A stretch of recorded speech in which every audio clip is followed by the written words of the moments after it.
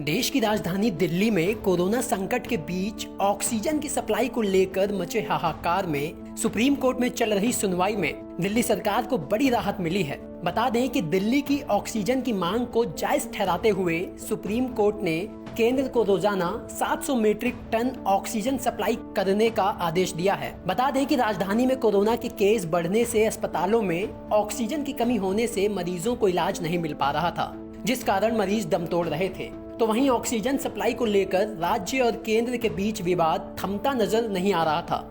जहां दिल्ली सरकार केंद्र पर मांग के अनुसार ऑक्सीजन सप्लाई न करने का आरोप लगा रही थी, जहां कोर्ट में फटकार मिलने के बाद दिल्ली को कल पहली बार 700 मीट्रिक टन ऑक्सीजन की सप्लाई की गई, जिस पर सूबे के मुख्यमंत्री अरविंद केजरीवाल ने केंद्र सरकार को धन्यवाद देते हुए रोजाना दिल्ली की मांग जितनी ऑक्सीजन सप्लाई करने की अपील की।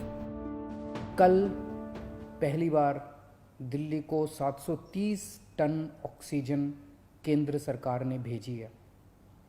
जैसा मैंने बताया, दिल्ली को 700 टन ऑक्सीजन की ज़रूरत है। कल पहली बार केंद्र सरकार ने 730 टन ऑक्सीजन भेजी है।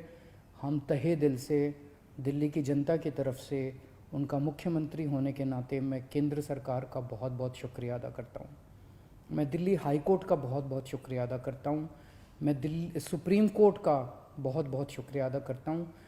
केंद्र सरकार का बहुत बहुत शुक्रिया अदा करता हूँ। इन सब के प्रयासों से हम लोगों को कल 730 टन ऑक्सीजन मिली। हम तहे दिल से शुक्रगुजार हैं। बहुत सारी जानें बचेंगी इसकी वजह से, इस एक कदम की वजह से। लेकिन एक दिन 700 टन ऑक्सीजन आने से काम नहीं चलेगा। जब तक ये कोरोना की सेकेंड वेव कम नहीं हो जाती, हमें डेली 700 टन ऑक्सीजन की ज़रूरत है।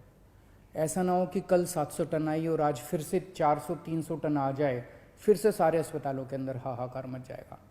मेरी सबसे हाथ जोड़ के विनती है, अपील है, प्रार्थना है कि ये 700 टन ऑक्सीजन अब कम मत होने दीजिएगा।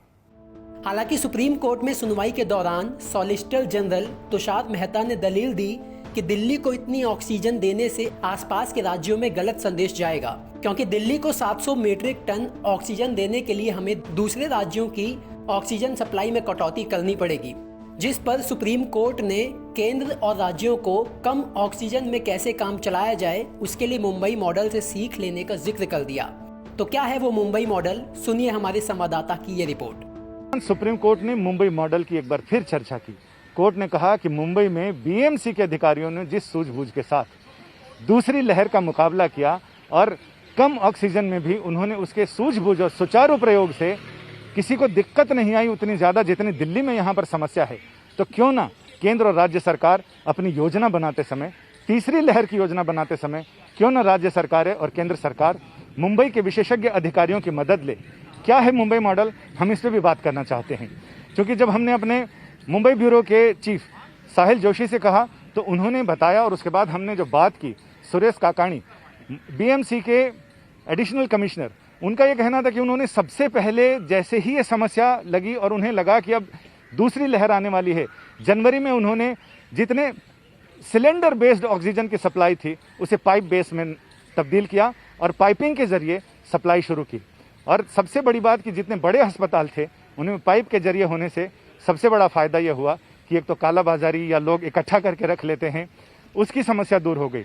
इसके अलावा उन्होंने ऑडिट की और साथ ही ये किया कि कहाँ कितनी ज़रूरत है उसके हिसाब से उसकी सप्लाई को सुनिश्चित किया गया। तो मुंबई मॉडल को लेकर सुप्रीम कोर्ट ने ये उम्मीद जताई है। कोर्ट ने कहा है कि एक देशव्यापी, देश भर में ऑक्सीजन सप्लाई यानी उत्पादन, सप्लाई, ज़रूरत, इनको लेकर एक ऑडिट होनी चाहिए ताकि तीसरी लहर आए तब तक हमें कुछ अंदाज़ा रहे कि हमें इसको कैसे टैकल करना है। कुल मिलाकर जिस मुंबई मॉडल की बात हो रही है उसे लेकर दिल्ली सरकार को कुछ आपत्ति थी। उनका ये कहना था मुंबई से कहाँ दिल्ली की तुलना की जा रही है। मुंबई में 10 लाख लोगों पर लगभग 4.5 लाख की टेस्टिंग हो रही थी, लेकिन हम 10 लाख लोगों में से 9.5 लाख से ऊपर की टेस्टिंग कर रहे हैं और साथ ही हमारे यहाँ पॉजिटिव मरीजों की संख्या भी ज़्यादा है। लिहाजा मुंबई में कम टेस्टिंग और कम पॉजिटिव लोगों के बावजूद उन्होंने कितने ऑक्सीजन में अपना काम चलाया हमें नहीं पता, लेकिन हमें अभी रोज़ाना की 900 मीट्रिक टन कम से कम ऑक्सीजन सप्लाई की ज़रूरत है। केंद्र सरकार का कहना था कि वो पूरी कोशिश कर रही है कि वो 700 मीट्रिक टन ऑक्सीजन की सप्लाई सुनिश्चित करे, लेकिन ये ध्यान रहे कि दिल्ली को अगर ज़्यादा ऑक्सीजन दी जाएगी तो बाकी और राज्यों के हिस्से। आपको बता दें कि बीते कुछ दिनों से दिल्ली में संक्रमण दर की रफ्तार कम होती नजर आ रही है। बात करें बीते 24 घंटों की तो राजधानी में कोरोना के लगभग 19,000 केस सामने आए हैं, तो वहीं मौत के आंकड़ों में भी गिरावट देखी जा रही है। तो अब देखना ये होगा कि ऑक्सीजन की पूरी सप्लाई मिलने के बाद राजधानी में हालात कब बदलेंगे।